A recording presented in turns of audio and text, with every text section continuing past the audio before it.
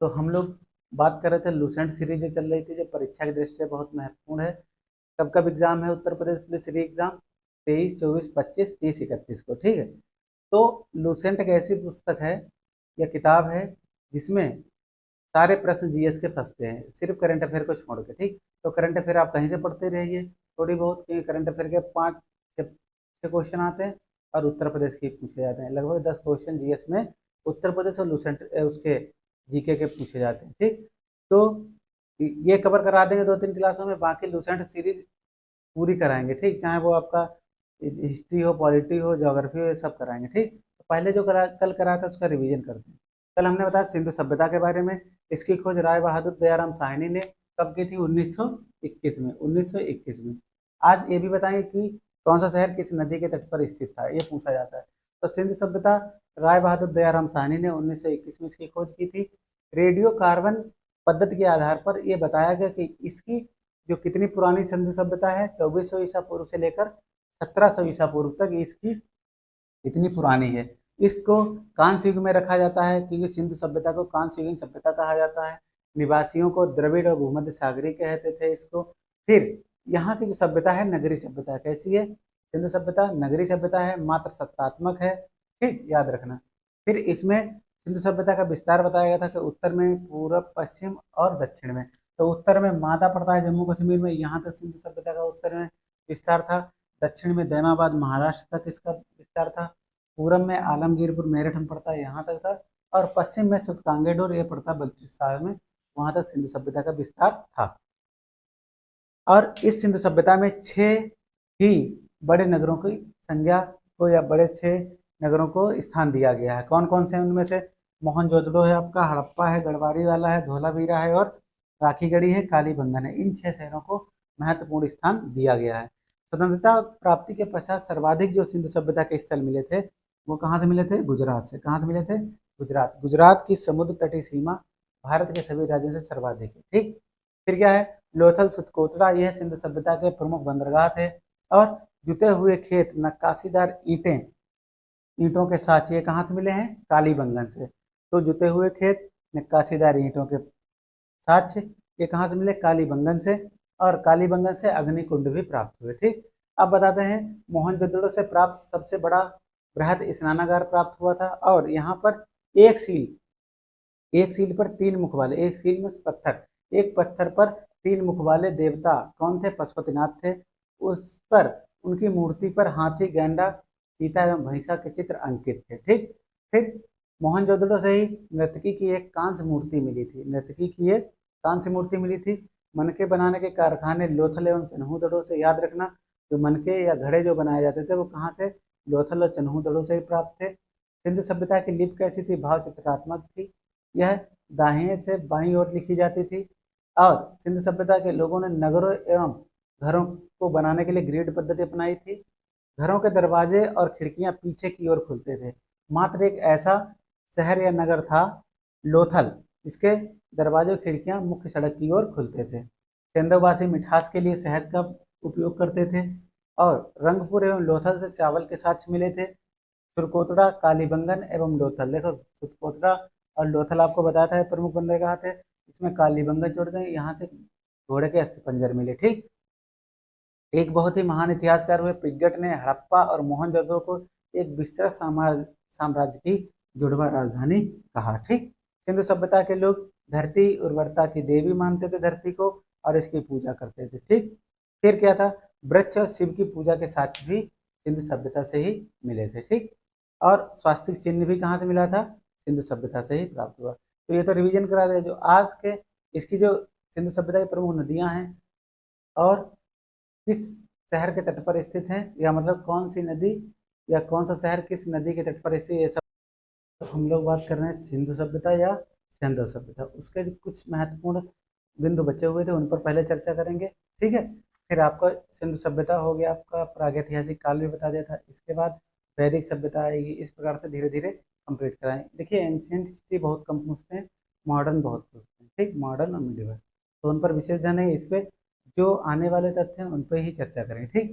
तो बताया कि स्वास्तिक चिन्ह हड़प्पा सभ्यता की ही देन है। हड़प्पा सभ्यता में क्या मिला था? स्वास्तिक चिन्ह मिला था, याद रखना। ये पूछा जा चुका है क्वेश्चन।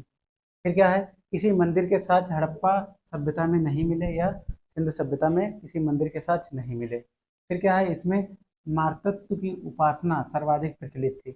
इसमें मातृत्व की उपासना मतलब पूजा पाठ सबसे ज्यादा किसकी होती थी, माताओं की होती थी, इसलिए सर्वाधिक प्रचलित थी। ठीक, इसमें यहाँ के लोगों के लिए तलवार का ज्ञान नहीं था। सिंधु सभ्यता के जो वासी थे उन्हें तलवार का ज्ञान नहीं था।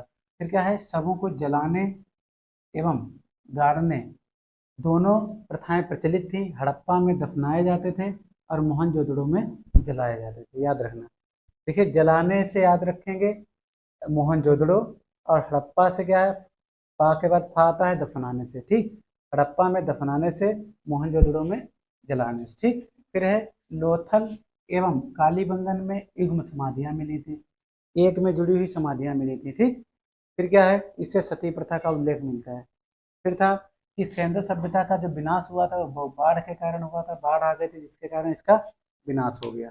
फिर क्या है, सिंधु सभ्यता के प्रमुख स्थल कौन कौन से हैं, ये बहुत ही महत्वपूर्ण है, इससे हर बार प्रश्न कोई कोई पूछता है। फिर क्या है, हड़प्पा किस नदी के तट पर थी, रावी नदी के तट पर स्थित था। ठीक, हड़प्पा शहर जो था वो रावी नदी के तट पर था, और इसको किसने खोजा था, दयाराम साहनी जी ने। कब खोजा था, 1921 में। ठीक, फिर है मोहनजोदड़ो, ये सिंधु सभ्यता, याद रखना। हड़प्पा, रावी, मोहनजोदड़ो, सिंधु नदी, चन्हूदड़ो, कोटदीजी, ये तीनों क्या थी, सिंधु नदी थी। मोहनजोदड़ो, चन्हूदड़ो और कोटदीजी, ये तीनों किस नदी के तट पर स्थित थे, सिंधु नदी। तो मोहनजोदड़ो की खोज राखालदास बनर्जी ने 1922 में की थी। चन्हूदड़ो की खोज गोपाल मजूमदार ने 1931 में की थी। और कोटदीजी जो सिंधु नदी के तट पर स्थित था उसे फजल अहमद ने 1953 में की थी। ठीक, तो हड़प्पा रावी नदी के तट पर, दयाराम साहनी 1921, मोहनजोदड़ो, चन्हूदड़ो, कोटदी सिंधु नदी के तट पर। ठीक, अब कालीबंगन की बात करते हैं, मोस्ट इंपॉर्टेंट है कालीबंगन, से हमने बताया था अग्निकुंड प्राप्त हुए थे। ठीक, और यहाँ पर कालीबंगन जो है वो घग्गर नदी के तट पर स्थित है, और किसने इसको खोजा था, बीबी लाल ने। किसने, बीबी लाल ने 1953 में। ठीक, अब रंगपुर की बात करें तो इसका नाम तो इजी है, रंगपुर से रंगनाथ राव 1953 में, लेकिन नदी याद रखना मादर नदी है। कौन सी है, रंगपुर शहर किस नदी के तट पर है, मादर नदी। फिर रोपड़ आ जाइए, रोपड़ किस नदी के तट पर है, सतलज नदी के तट पर है।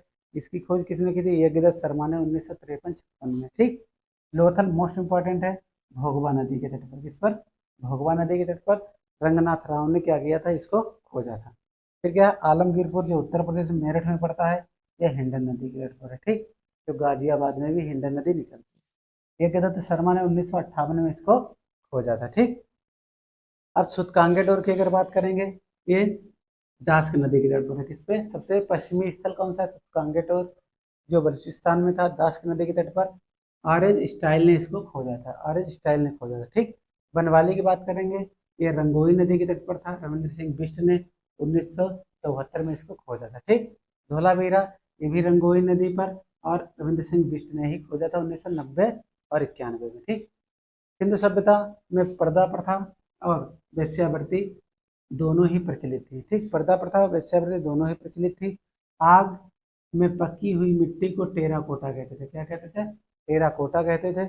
सेंधववासी सूती एवं ऊनी वस्त्रों का प्रयोग करते थे। ठीक, सेंधववासी जो लोग थे वो सूती एवं ऊनी वस्त्रों का प्रयोग करते थे। फिर क्या है, पशुओं में सर्वाधिक प्रचलित गोबर वाला सांड था, इस सभ्यता के लोगों के लिए पूजनीय था। जो गोबर वाला सांड था, यहाँ के लोग इसकी पूजा करते थे। ठीक, सिंधु सभ्यता, विदेशी व्यापार कहाँ कहाँ से क्या होता था, जैसे शीशा ईरान से आता था, टीन अफगानिस्तान से आती थी, और ईरान से आती थी, चांदी भी अफगानिस्तान और ईरान से आती थी। तो अगर फिर से देखिए, क्या स्वास्तिक चिन्ह हड़प्पा सभ्यता से किसी मंदिर के साक्ष्य नहीं मिले, सिंधु सभ्यता से मातृत्व की उपासना सर्वाधिक प्रचलित थी, तलवार का ज्ञान नहीं था यहाँ के लोगों के लिए, शवों को जलाने के लिए, गाड़ने के लिए दोनों प्रथाएं प्रचलित, हड़प्पा में दफनाए जाते थे और मोहनजोदड़ो में जलाए जाते थे। लोथल एवं कालीबंगन में युग्म समाधियां मिली थी। सिंधु सभ्यता के विनाश का कारण मुख्य बाढ़ थी। सिंधु सभ्यता के प्रमुख स्थल किस नदी के तट पर स्थित, वो देखिए, हड़प्पा रावी नदी के तट पर, दयाराम साहनी ने 1921 में इसकी खोज की थी। मोहनजोदड़ो, चन्हूदड़ो, कोटदी सिंधु नदी पर थे। कालीबंगन घग्गर नदी बीबीलाल ने खोजा था। रंगपुर मादर नदी रंगनाथ राव जी के द्वारा।